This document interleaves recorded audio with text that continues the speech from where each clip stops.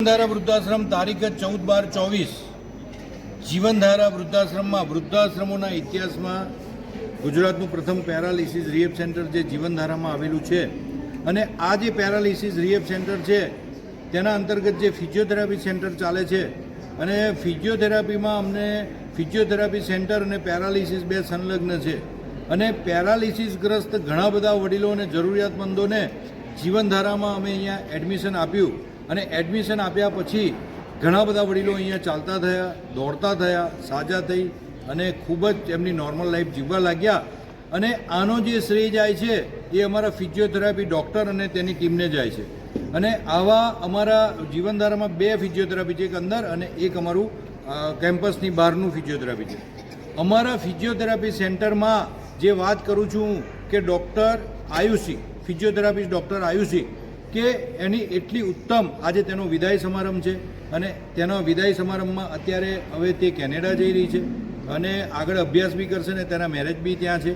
અને આયુષીની વાત કરું કે એકદમ નમ્ર સ્વભાવ અને જે અમારા વડીલો જોડે જે એનો મિલનસાર સ્વભાવના હિસાબે વડીલોના મોઢા ઉપર જે સ્મિત પ્રસરે છે એ આપ જોઈ શકો છો.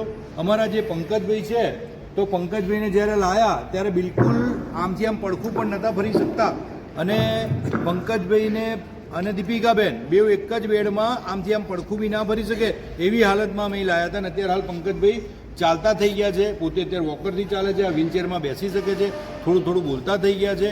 આ જ રીતે અમારા કિન્નરીબેન કે કિન્નરીબેનને જ્યારે લાયા ત્યારે એમનું વજન 28 કિલો હતું.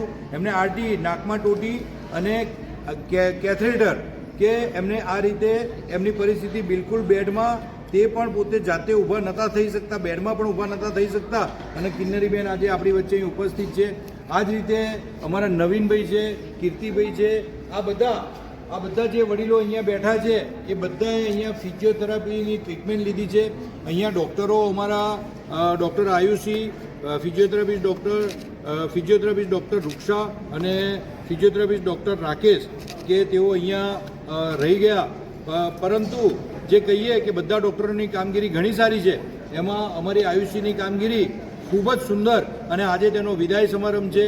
તો આજે અમે આયુષીને તેના વિદાય સમારંભ નિમિત્તે તેને કહીશું, તે બે શબ્દ કહેશે કે ડૉક્ટર આયુષી, તે અહીંયા જે જોબ કરી એ દરમિયાન તું અહીંયાથી શું શીખી અને તને અહીંયાનું ફિલિંગ કેવું લાગ્યું?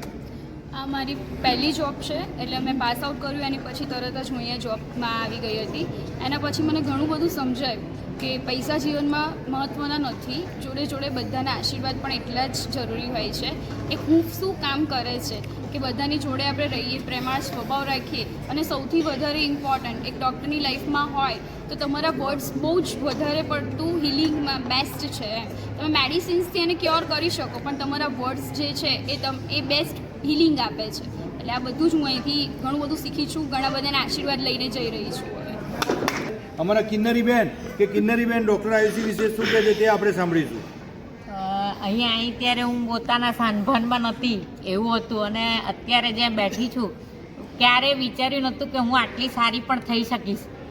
એ મોટું યોગદાન એમનું છે, એમનો હૃદયથી કરેલો એમનો પ્રયત્ન, બસ એ કોઈની એની સાથે કશાની કમ્પેરિઝન ના થઈ શકે. બસ જીવનમાં રૂપિયો જ મહત્ત્વનું નથી, લોકોનો પ્રેમ અને જે આ લાગણી આ ખૂબ જ મહત્ત્વનું છે. અને આ બધા વડીલો જે જુઓ છો આજે અશ્રુ ભીની આંખે અમે આયુષીને અહીંથી વિદાય કરીશું અને આયુષીને આપણે જોરદાર તાલીઓથી વધાવીશું અને આપણે આયુષીની અનુમોદના કરતા